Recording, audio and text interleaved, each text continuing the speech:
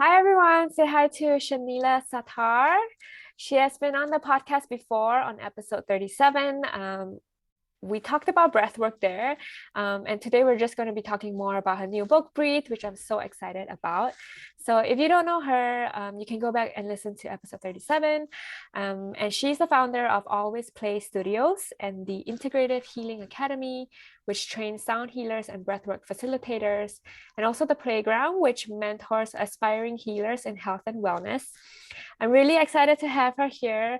I think Shanila is a wealth of knowledge. Well, I think you are, especially on breath, like, the nervous system, how we express our emotions and all that. So I really can't wait to dive deep. But before we get into your book, let's do like a quick recap. Can you let us know how breathing affects our nervous system? Yeah, firstly, thank you for having me back. It's such an honor to come talk with you and talk with your audience again. And yeah, the thing that I do is breathing, breath work, and a lot of holistic healing, holistic work, and integrative wellness. And basically, breath work, if anybody's not familiar with what breath work is, yes, go listen to episode 37. We went a lot deeper into it. But just give you a little summary, breath work just means breathing, and different styles of breathing do different things in your body.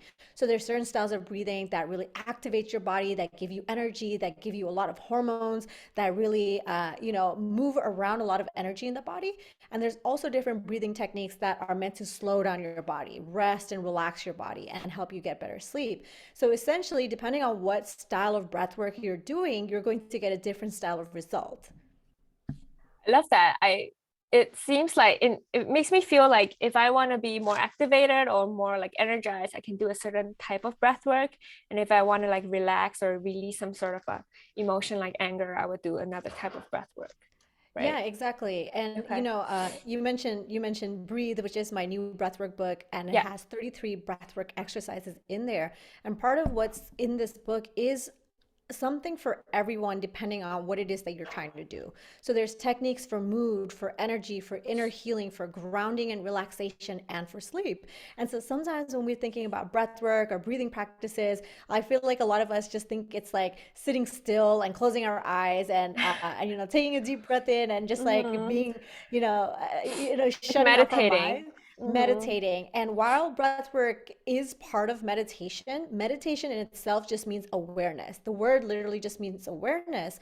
And the way that we get awareness in our body is through so many different styles of things. So some people get awareness by moving, by drawing or writing or reading or talking or painting. There's so many different styles of being aware. And what I wanted to do in this book is to kind of demystify what breath work actually is for anybody in our life who's not going to come to like an hour long breathing session. And Right. right before we, hit record on this podcast episode, yeah, Melissa was saying, "Oh, Shanila, you have your Sunday night breathwork classes. I wish I was coming. I want to be consistent with it." And that's the thing. Like, it is actually pretty difficult to be consistent on a breathwork practice that is hours long, that is really about like trauma healing, about integration. There's styles of breathwork that are for such deeper things.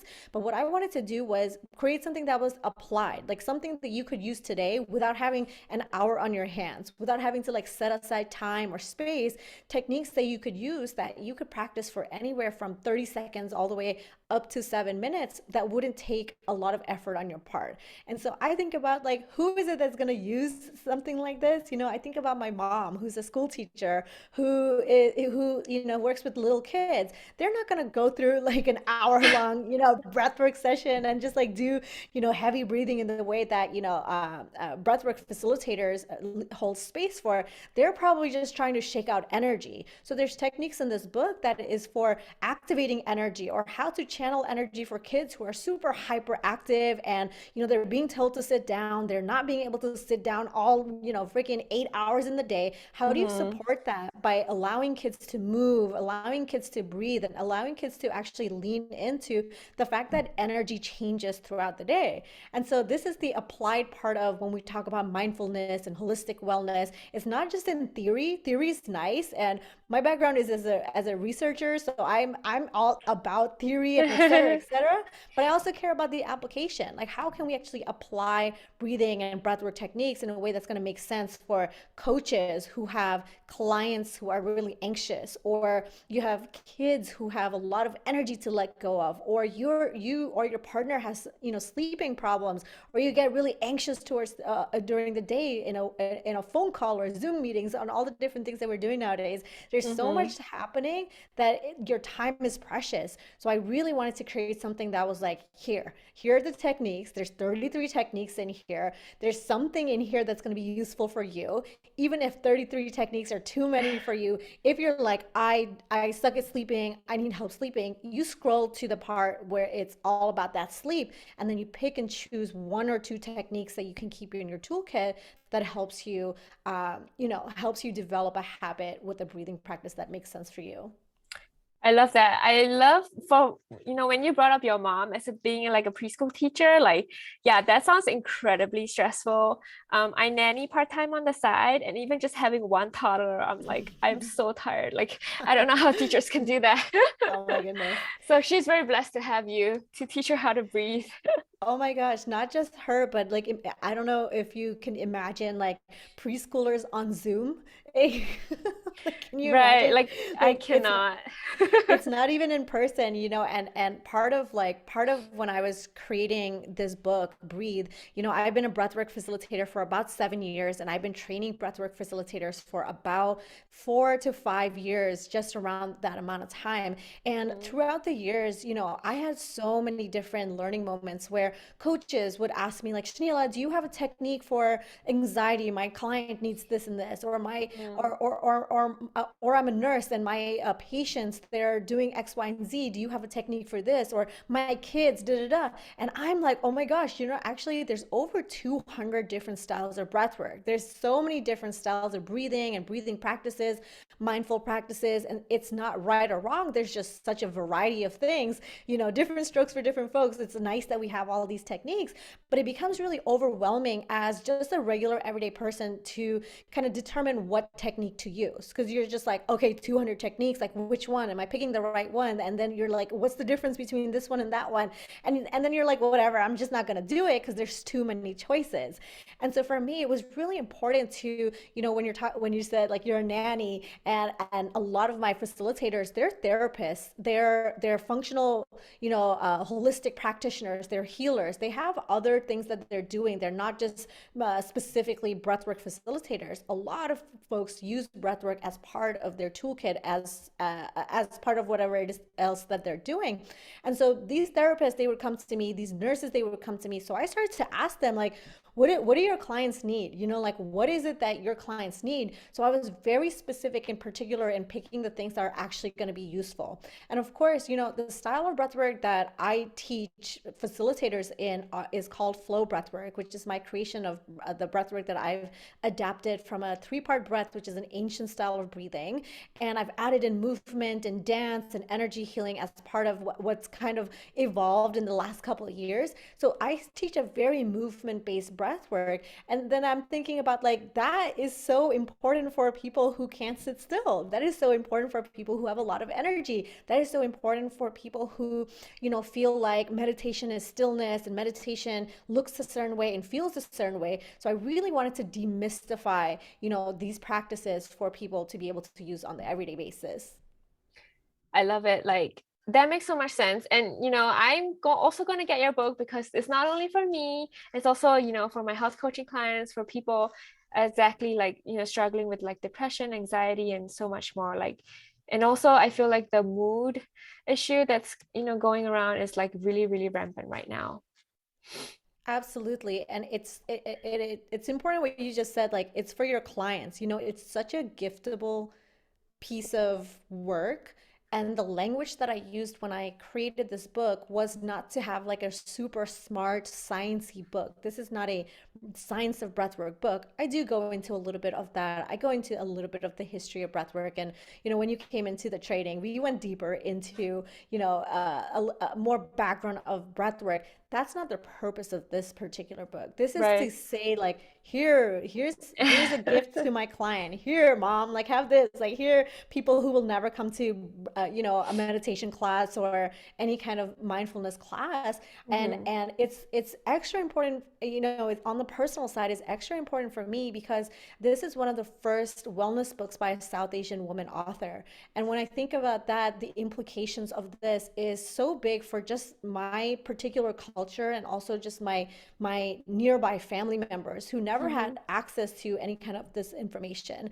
They never got taught self-care tools and the privilege that we have to kind of even have these conversations around mindfulness and well-being and integrative and this and that, like all the conversations that we're kind of fighting in the not fighting but have the privilege to argue about in the West. It's Mhm. not as prominent in a culture where mental wellness, emotional wellness, spiritual wellness, energetic wellness isn't as freely talked about. So the resources that's in this book, I wanted to make it so easy for my cousins who are like maybe older than me, younger than me, Mhm. but they don't have self-care tools. They don't have self-care conversations. They don't.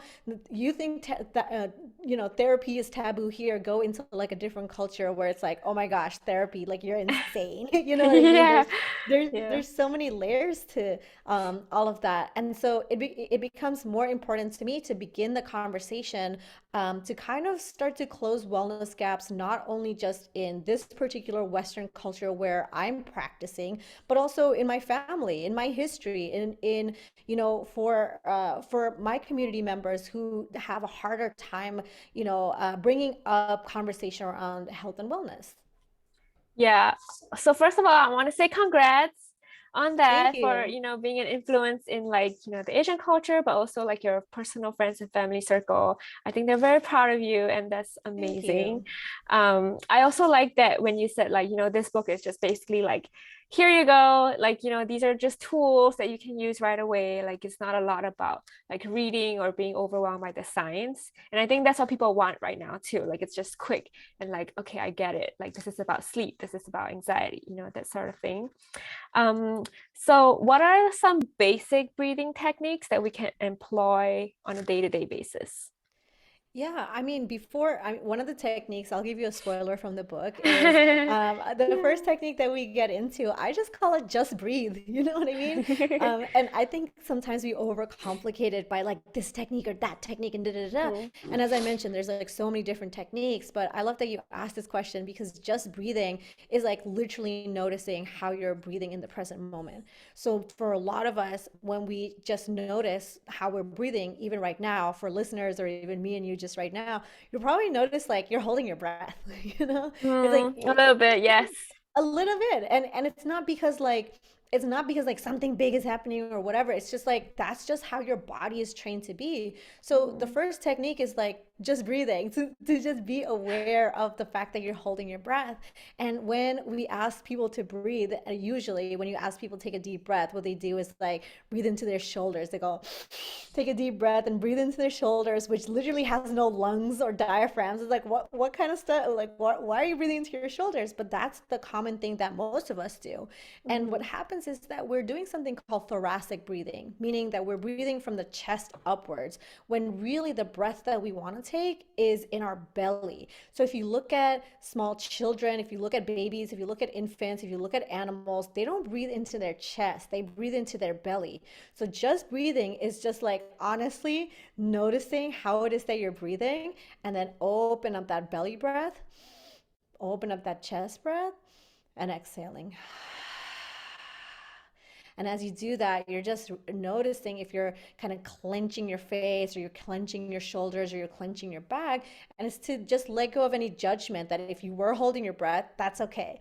And the thing is, like when we're holding our breath, our body gets all these signals that we're unsafe. So oftentimes we're going around life feeling unsafe because we're triggered into the sympathetic nervous system that Mhm. essentially is telling us that we're just trying to survive right now. So in everyday situations, even when you're super relaxed, you might notice that your breath is being held. So the way that you dictate the way that you experience life and kind of relax and rest and release anxiety from your body is to just breathe.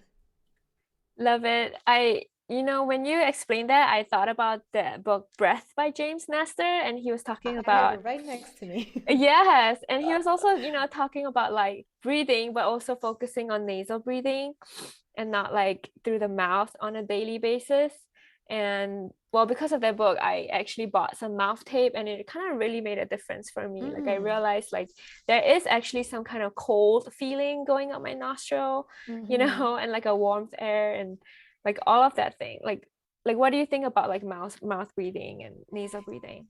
Yeah, I mean, there's so much research, and Breath by James Nestor is a good, amazing resource for anybody who wants like the journalistic and science version Yeah, of like yeah, breath work and experimental. breathing, Uh-huh. experimental. And James, by admission, also doesn't practice breath work, so he wrote this book Right. from a journalistic point of view, which is like Mm-hmm. really good for like objective viewpoint. But one of the points that I could touch upon is that a lot of the breath work and breathing techniques are so super ancient. So breath work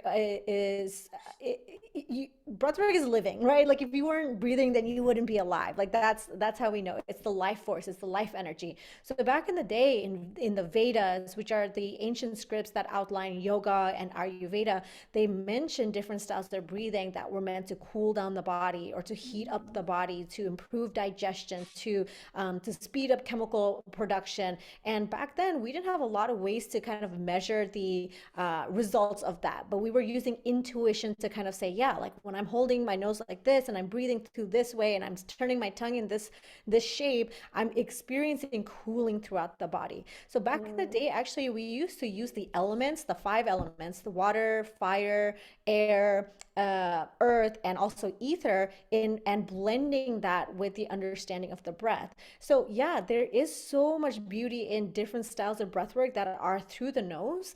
And oftentimes when we're breathing through our mouths, we over oxygenate our body, and we also don't exhale enough. So we create too much carbon dioxide in our body. So essentially that carbon dioxide makes us feel like we're suffocating. So this goes back to the point that we were making before about just breathing, is that when you're holding your breath, your body literally feels like it's out of the air because you have more carbon dioxide in the body than you do oxygen. And what your body wants to do is call it's homeostasis. It's just basically bringing it into that evenness. It wants to bring in as much oxygen as it wants to release. So yes, nose breathing does certain things, but mouth breathing in itself is not an inherently bad thing, because sometimes when we're doing the hour-long breath work, we're actually trying to over oxygenate our body. We're trying to bring in more oxygen. We're creating alkaline environments in our body, alkalosis in our body, and that requires us to bring in more oxygen. So this just depends on like what is it that we're trying to do. So if we're trying to create rest and relaxation, we're probably not going to breathe in through our mouth and hyperactivate our body. But if we're trying to release oxygen, I mean release carbon dioxide, your mouth is a faster path out than is your nose. So more That oxygen makes can sense. more carbon dioxide can leave. Yeah, Okay. so for Yes. balancing versus depending on what you're doing. Thanks for the clarification, because I feel like, if someone were to read that book and then they would also do breath work and then they're like, why am I, breathing through my mouth here? But like I'm not supposed to. But so that was a good, like, just a Yeah, clarification yeah. there. It's just the intention. Like, what are we Right. doing here? On that day Hmm. to day, if you breathe like that, you would just be really lightheaded. Yeah, Breathing and through your your mouth would be mouth. so dry. It would be so dry. Like, Yeah. you can try it, but it wouldn't it wouldn't be helpful. Okay, so you mentioned that your new book Breathe is all about like techniques that people can do like right away and it's like really easy to implement. And then you also host like all these like hour-long breathwork classes. So are there any like breathing techniques which require like someone like you, like an instructor, to do it? And what's the difference? I guess what's the difference, right, between Yeah, that and the yeah. DIY? Yeah. That's an amazing question, and thanks for asking. So, any style of breathwork has the potential to be incredibly profound, regardless of how long you're doing it. So, even short amounts of breathwork practices can have such huge impacts as long, hour long, 2 hour long, even 3 hour long sessions. I don't know if you've ever experienced something like that, but yeah, you'd be fucking tired doing all of that. But yeah, so different things have different outcomes, but essentially the styles that I outlined in this book, I narrowed it down to things that you can practice for 30 seconds all the way up to 7 minutes. And so after 7 minutes, you're more likely to ignite your emotional body and a lot of other responses that require a little bit more support. So what I mean by that is that sometimes when you're practicing breath work that is movement based or somatic or embodiment based, like flow breath work, which is the style of breath work that I teach my facilitators, you are awakening a lot of triggers. You're awakening emotions. You're awakening stories. You're healing through a lot of different traumas. It's some people call it 20 years of therapy in 1 hour, right? And so that's something that is something that might not feel safe for you to do while you're just like going through a book of breathwork techniques just in order to like calm down or move around energy. So for any techniques that I request that you have some kind of practitioner or some kind of facilitator with you, there's a little disclaimer on that says like, don't do this for more than 7 minutes without support unless you're already somebody who's in the practice and you know what to expect. And my suggestion in the book as well is that all of these techniques are meant to be useful for you by yourself without needing the use of without needing the use of a facilitator. However, if you would like to have facilitators, we have hundreds of facilitators inside the Breathwork Club, which is a Sunday night breathwork club I host. It has an amazing platform with on-demand breathwork classes, et cetera, et cetera. You're welcome to connect with a facilitator. You're welcome to come to a free class. It's always free on Sundays. It's open to the community and be held in that space. The particular intention for the 33 exercises is not for you to need something else. I want you to need nothing. I actually want you to need not this book after a couple of times after you use it. So after you go through the 33 exercises, and by the way, it's 33 exercises because it takes about 21 to 40 days to build any kind of neural pathway in your energetic body, not just in your brain, but also in your energetic body. So any habit that you're building, it takes about that amount of time. And so for 33 days, if you practice one breathwork technique every single day and you realize that, hey, I have three that I love, I resonate. These are the ones that are going to change my life. These are the ones that I can pull out. These are the ones I can show my clients. These are the ones that I can, practice myself and I can breathe it and I can live it and I can preach it myself. I don't want you to need the book after this. So it's mainly about like, how do you become self-reliant, self-dependent, and self-resourced and have quick resources at your fingertips without the use of facilitators. So to kind of circle back to the question that you asked, like, what are the techniques in here? All of the techniques are in here are for you to be able to practice without facilitators. If you're going above 7 minutes, the recommendation is that go be held in a space where you have a little bit more integration, a little bit more decompression, you have a little bit more guidance, and that becomes an option for you going forward. Got it. When I get your book, I'm probably going to use it as like a complementary to like attending your breathwork sessions. So like if I want something deep, then I'll do like, the ones with you. And then if I want just like an everyday thing, I'll probably just rely on your book. Like I think for me personally, that would make sense. Yeah, that makes a lot of sense. So, we talked about like, why you wrote this book, like who it is for. Are there any other like juicy facts about the book that you wanted to share with the audience today? Yeah, juicy facts. So, No spoilers, huh? no spoilers.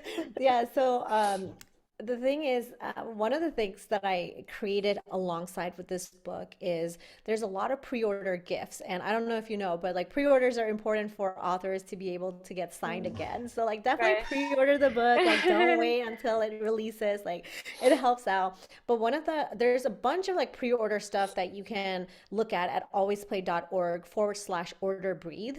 But one of the best gifts that I have on there is a masterclass for anybody who's not a breathwork facilitator who wants to be able to show these techniques to their community. So if you're a teacher and you're not going to come through, a 3-month training to become a breathwork facilitator and hold space for, trauma informed, if that's not what you're doing, you're just like, I'm a teacher, like I don't got time for this. I just like want to be able to show my students and I want the language to be able to, be able to facilitate this for 30 seconds up to 2 minutes. minutes, I have an entire masterclass that shows you how to facilitate a bunch of these techniques. So this becomes an amazing resource for coaches, for healers, for holistic workers, for body workers, for healing arts practitioners, anybody who's in the wellness profession who's like, I'm not going to get a certification in breathwork, but how is it that I can just, confidently be able to talk about the box technique or the 6, 7, 8 breath, or, this relaxation technique or a straw breath? How can I say that and feel confident about it? So the juicy secret is that in the book, I say like, hey, if you want to come do all this kind of stuff,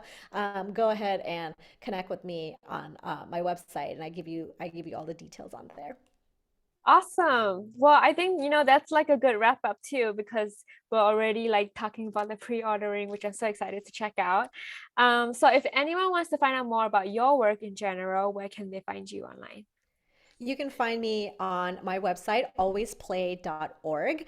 You can join our free community of healers inside a awful Facebook group. So we have a whole platform for Awesome. self-exploration and healing and healers. There's a ton of resources and free trainings and mentorships. And we have 3 integration mentors in there who are providing a lot of free labor for anybody who is on their healing journey. You can find that information on alwaysplay.org as well. And you can listen to my podcast. It's called The Playground. It's all about spiritual exploration, intuitive entrepreneurship, and just, your self-development journey. And I'm at Shanila.Sattar on Instagram if you want to connect with me on there. Yes, thank you so much for coming on the show. And I have to say that honestly, like, attending your breathwork classes, like it got me hooked. And I also, experienced tears or any kind of emotion release. So if anyone's listening to this and you kind of want to experience that, I highly, highly recommend Shanila's Yes, space. come So through. Thank you, Melissa. all right, thank you.